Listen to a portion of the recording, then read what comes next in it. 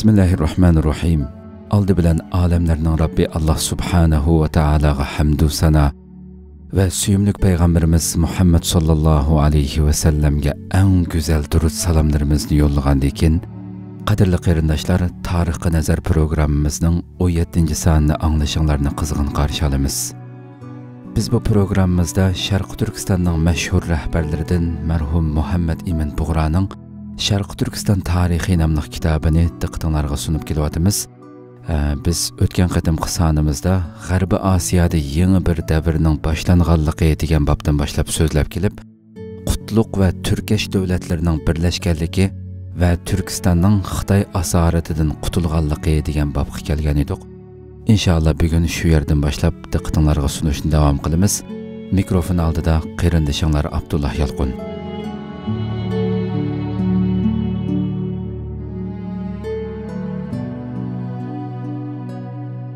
Qutluq ve Türkeş devletlerinin birleşkenligi ve Türkistan'ın Xitoy asaratidan qutulganlığı.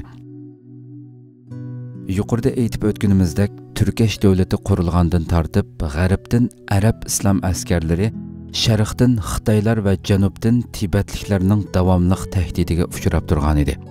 Uning ustiga Sharqiy Türk yurtlaridagi Iltarish qog'onning o'rniga taxtga chiqqan Qapag'on qog'on Türkeş ve başka G'arbiy Türklerge tabi bo'lgan bütün Türklerni qo'l ostiga elishga tirishmoqda edi. Oxirida Hijriyaning 79. miladi 699 yili Qapag'on qog'on Türkeş devletini besib oldi ve Xitoy askarlarini yo'qotib, Sharqiy ve G'arbiy Turkistonni o'z bayrog'i ostiga yig'ib, qadimki Türk devletiga o'xshash bir davlat shakli bilan hokimiyat boshildi. G'arbiy Türk xallarga o'g'lini yabug'u qilib tayinladi. 3 ala bağa tarqan Qapag'on qog'onning oliy hukmronligini e'tirof qilib, bo'ysunib, ichki jihatda mustaqilligini saqlab qoldi.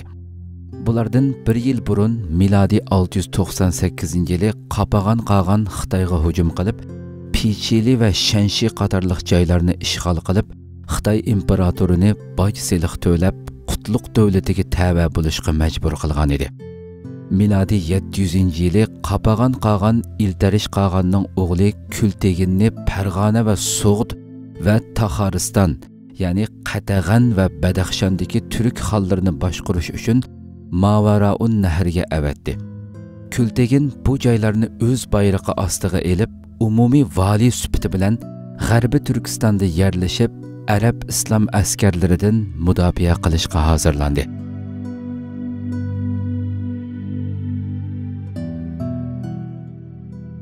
Türk Qutluq davlati bilan İslam amirlari o'tirisidagi voqealar. Bu faslimizda Arab İslam askarlarining Türk yurtlaridagi g'alabalari ve bu aradagi urushlarning qisqacha tarixini bayon qilamiz. Dastlabda Hazreti Ömer'ning xalifalik zamonasida İran shohini Nihavand urushida mag'lub qilgandan keyin Xorason atrofidagi turklar ustida Arab hukmronligi boshladi. Bu yerda bir izohat va Nihavand urushi Hijriyaning 22 yili miladi 642-643 yili bo'lgan. To'liq ma'lumot uchun muallifning turkcha asriga qarang.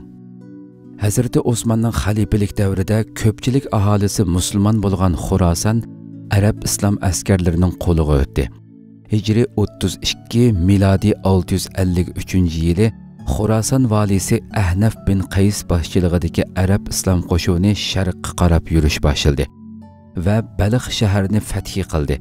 Undan keyin To'van Taxariston, ya'ni Qatag'on ve yuqori Taxariston, Badaxshondagi Türk xalliqlari ustiga hujum qildi. Bu joydagi turklar qattiq turib qarshilik ko'rsatgan bo'lsa-mu, oxiri mag'lub bo'ldi.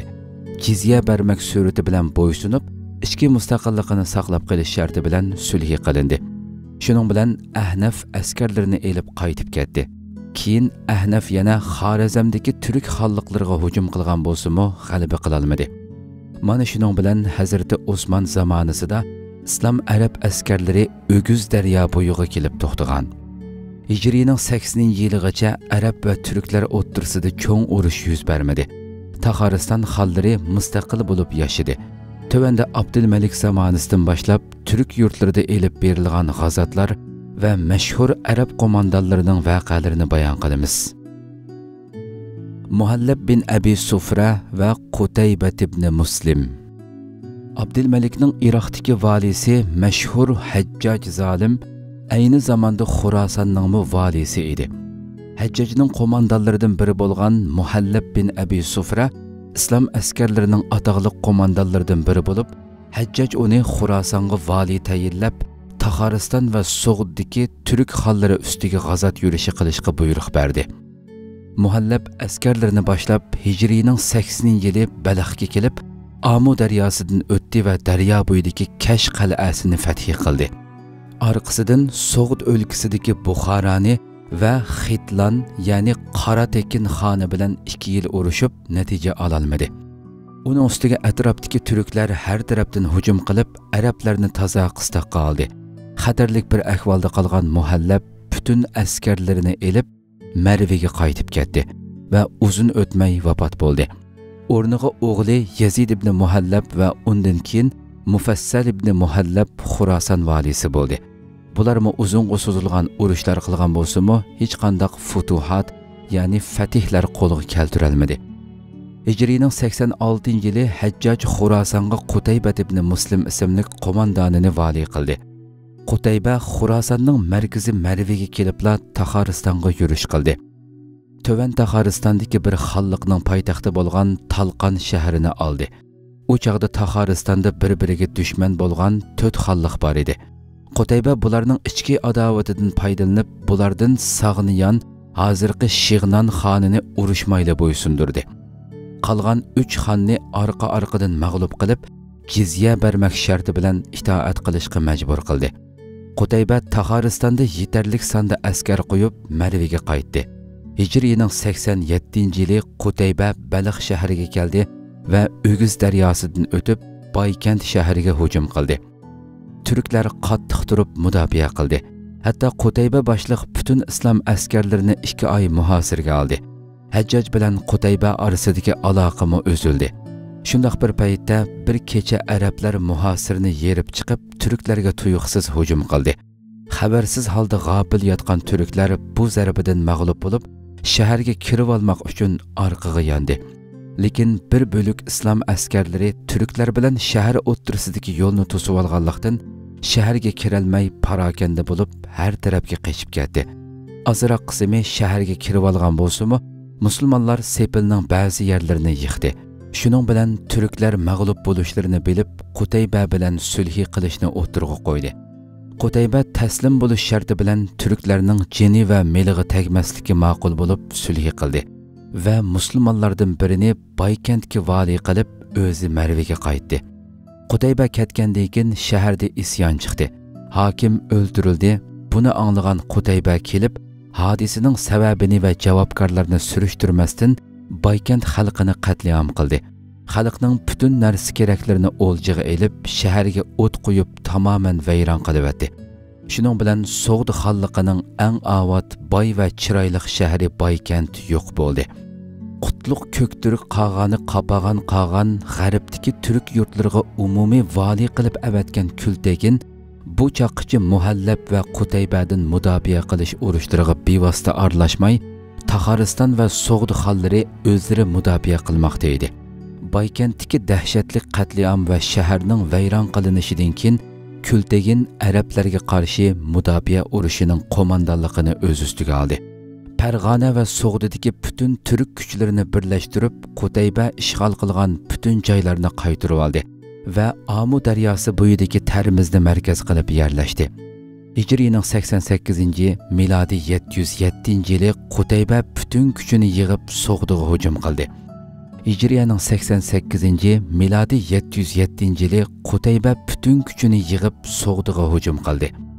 Kultegin bilan Termiz yaqinlarida qattiq tutishdi. Natijada mag'lub bo'lgan Qutayba Baliqdimi turolmay qolgan askarlarini elib Marviga ketdi. Hijriyning 89-yili yana bir qatim tuyuqsiz hujum qilgan bo'lsa-mu, mag'lub bo'ldi. Bu 2 qatimlik mag'lubiyatdan keyin Qutayba Mavaraun nahrdan umidini uzdi va Hajjajga turklarning qahramonligi va jangovarligi haqida uzun xat yozdi. Mavaraun nahrining xaritasini yo'llab, agar biz yanada turklar bilan urushni davomlashtiradigan bo'lsak, arab askarlari tamoman yo'q bo'ladi deb yozdi. Buni ko'rgan Hajjaj Qutaybaga malomat qilib, yana bir tarafdan uni g'ayratlantirib xat yozdi va nurg'un askariy kuch yordamga avatdi. Irondagi yangi musulmon bo'lganlarni jihodga da'vat qilib, ularning yordamiga erishdi. Bu quvvat bilan Qutayba Hijriyaning 90-yili, milodi 709-yili Buxoroga yurish qildi. Kultegin buni anglab o'z askarlarini va Farg'ona bilan So'g'di askarlarini elib, Samarqanddan Buxoroga yurish qildi. Qutayba burun kelib Buxoroni muhosirga olgan ekan. Kultegin kelib musulmonlarga qattiq hujum qildi. Dahshatlik urushdan keyin musulmonlar muhosirni tashlab chekinishga majbur bo'ldi. Urush oqshomgacha davom qildi. Turklar musulmonlarni Buxorodan xeyli uzoqlashtirdi. Musulmonlar bir iqindan o'tib to'xtadi. Kulteginmi egiz bir yerga tushdi. Kechisi Qutayba turklar ustiga bosqin qilishga buyurgan bo'lsa-mu, buningga hech kim jur'at qila olmadi. Oxiri musulmonlarning otliq askarlarining qo'mondoni vaki bir qism askarlarini elib iqindan o'tib turklarning orqasiga o'tishga muvaffaq bo'ldi. G'afil holda uxlayotgan turk askarlarining orqasidan hujum qildi. Tuyuqsiz kelgan bu zarbadan aloqazoda bo'lib ketgan turk askarlari parakanda holda qochdi. Muhofizatchilar bilan yolg'iz qolgan Kultegin jiddiy turib urushgan bo'lsa-mu yaralandi va Farg'onaga qochdi. Bu mag'lubiyatdan keyin Qutaybaning oldida yolg'iz qolgan Buxoro, Samarqand, So'g'd va Xitlan xonlari jizya to'lash, o'z ichki ishlarida mustaqil bo'lish sharti bilan sulh qilishni talab qildi. Qutayba buni o'zi uchun cho'ng utuq deb bilib, darhol ma'qul bo'ldi. Bu joylardan jizya yig'ish va xonlarga nazorat qilish uchun Buxoroda bir vali va yetarlik askariy kuch qoldirib, Qutayba Marviga qaytdi. Bu arada Sharqda 9 Uyg'ur va Xitoy isyonlari yuz berdi. Xitoydami isyon ko'tarildi. Shuning uchun qapag'an qag'an Kulteginni poytaxt Qaraqurimga qaytirib ketdi. Hijriyaning 93-yili, milodi 712-yili Qutayba Xorazmga hujum qildi. Butun Xorazm xonlari birlashib qarish turgan bo'lsa-mu, oxiri mag'lub bo'ldi. Jizya berib bo'ysunishga majbur bo'ldi. Qutayba bundan ilgirki bir urushda inisi Abdurrahmonni asir olgan turk askariy qismning 4000 askarini zolimlarcha qatliam qilib qirib tashladi. Samarqand xoni Qutaybadan yuz o'rib isyon ko'tardi va mustaqillik e'lon qildi. Ammo milodi 712-713-yillari Qutayba Samarqandga hujum qilib qayta besib oldi. Shahar ichida cho'ng bir jome masjid bino qildi. Islom tarixiga ko'ra Qutaybaning bu qitimqi g'alaba qozonishida Buxoro va Xorazmdagi musulmon bo'lgan turklar muhim rol o'ynagan. Abdullah ismli birini Samarqandga vali qilib qo'yib, Qutayba o'zi Marviga qaytdi. Hijriyaning 83-yili, milodi 713-yili Qutayba yana nurg'un kuch bilan kelib Farg'onaga hujum qildi. Xo'jand xonini mag'lub qilib, Texamu sharqqa qarab mengib, Koson shahrini fath qildi. Toshkent xoni urushmasdan taslim bo'ldi. Mana yuqoriqilar dangliq islom arab qo'mondoni Qutayba ibn Muslimning turk yurtlarida elib borgan shonliq fathilari. Qutayba bu oxirgi g'alabasidan boshqa bir g'alaba qozona olmadi. Hijriy 96-yilida, bir rivoyatda 97-yilida, milodi 715-yilida o'z askarlari tarafidan o'ldirildi.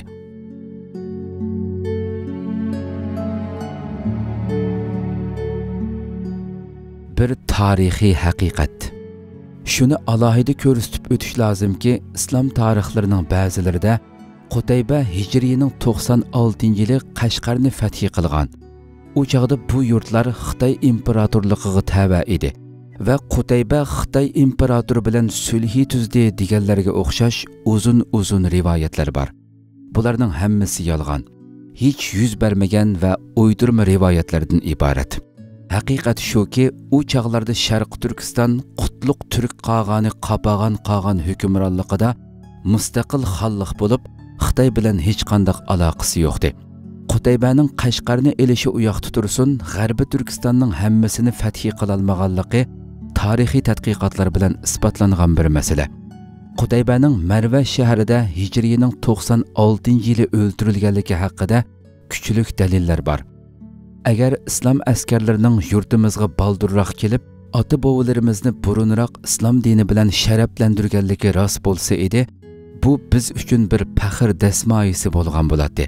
Lekin tarixda yuz bermagan mundaq yolg'on rivoyatlarga aldinib, asossiz bu faxrni qabul qilish ayib bir ishdir. Shuning uchun hodisaning haqiqiy mohiyatini o'tirg'a qo'ydik.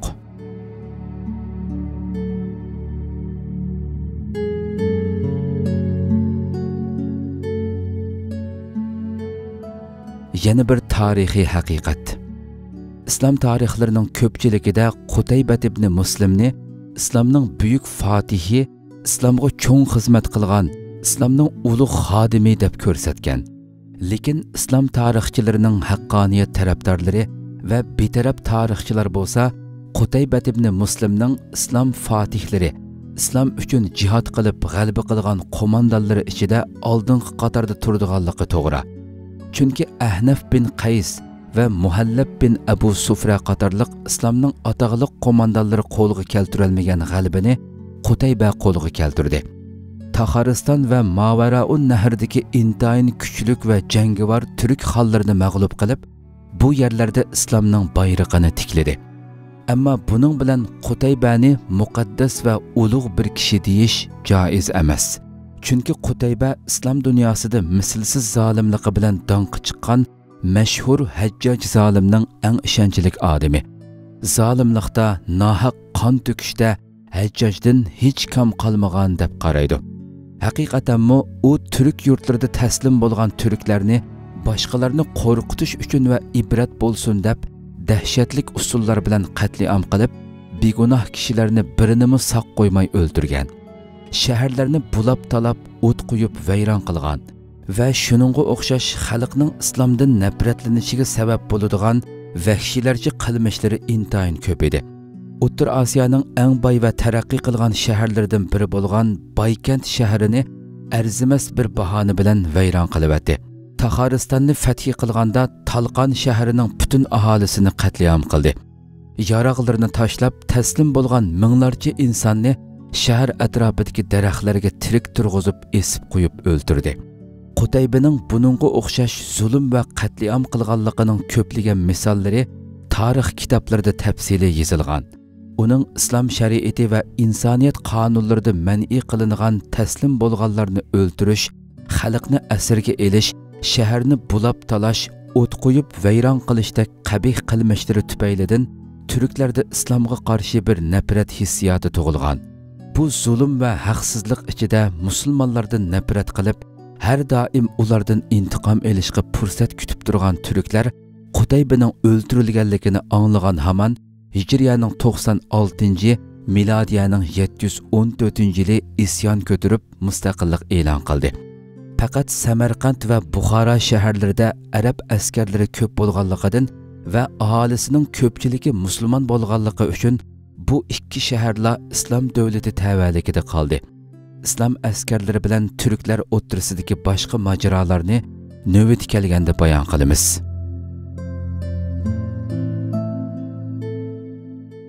Sharq Turkistonning ichki voqealari.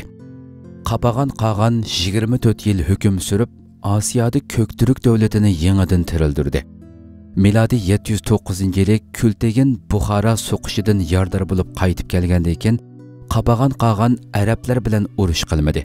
Buning sababi bir tarafdan Xitoy bilan urush boshlagan edi. Yana bir tarafdan Mo'g'ulistonning g'arbidagi 9 O'g'uz va Manjuriyaning janubidagi Xitoy qabilasi isyon ko'targan va qag'on bularni besiqtirish bilan mashg'ul edi. Hijri 86-yili Hajjaj Xurosonga qo'mondan Qutaybat ibn Muslimni vali qildi. Qapag'on qag'on Hijri 97, milodi 716-yili vafot bo'lib, o'rniga Qutlug' qag'onning cho'ng o'g'li Bilga qag'on bo'ldi. Bilga qag'onning zamonasida biz yuqorida so'zlab o'tganimizdek, inisi Kultegin turk askarlarining bosh qo'mondoni edi. Bilgaxon milodi 734-yili vafot bo'lib, o'rniga o'g'li İçin, ya'ni İran xon qag'on bo'ldi. İçin xon milodi 739-yili vafot bo'lib, o'rniga Qutlug' Bilgaxon qag'on bo'ldi. Bu qag'on milodi 742-da vafot bo'ldi. Bunun zamanısida Xitoy davlati kuchlanib, sharqda nurg'un joylarni tortib oldi. İchki tarafdan Basmil va Qarluq qabilalari isyon ko'tarib, parakandichilik tug'dirdi. Qutluq bilga qolgandan keyin o'rniga o'zmish tegin qolgan bo'ldi. Bu qolganning zamonasida Xitoyning hujumlari va ichki isyonlar ko'payib, davlat toza ojizladi. Hijriyaning 126, milodiy 744-yili Uyg'ur, Basmil va Qarluqlar birlashib hujum qildi va poytaxt Qaraqurum shaharni tortib oldi. Shuning bilan 65 yil hukm surgan Qutluq Turk davlati yiqildi. Turkesh davlati xoni O'ch'ala Bag'a Tarqanning Qutluq davlatining qog'ani Qapagan qog'anga bo'ysunganligini yuqorida so'zlab o'tdik. Bu vaziyat O'ch'ala Bag'a Tarqanning vafotiga qadar davom qildi. Uning vafotidan keyin o'g'li Suoqu, ya'ni Saqalxon taxtga chiqdi. Lekin inisi Chanuxon bilan taxt talashib urush boshlandi.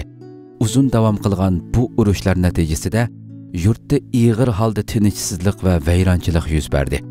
Qapagan qog'an bu ikki aka-ukani tutib o'ldirdi. Buning bilan O'ch'ala Bag'a Tarqan jamoatining hukmronligi yiqildi. Bularni Turkesh davlatining ikkinchi qatim qurilishi degan bobda tafsiliy bayon qilamiz. Hijriyaning 80-ci, milodiy 699-yili Qapagan qog'an Xitoylarni haydab chiqargandan keyin Sharq Turkistondagi butun yerlik xallar Qapagan qog'anga tava bo'lgan va bu vaziyat uning vafotiga qadar davom qildi. Bu arada Xitoylar Sharq Turkistonga hujum boshlagan bo'lsa-mu, milodiy 714-yili mustaqillik e'lon qilgan Sulu qog'anning g'ayrati bilan Xitoylar mag'lub bo'lib qochdi. Shu tarixdan boshlab toki milodiy 739-yilgacha Sharq Turkiston xalqlari Turkesh qog'anning himoyasi ostida mustaqil yashadi.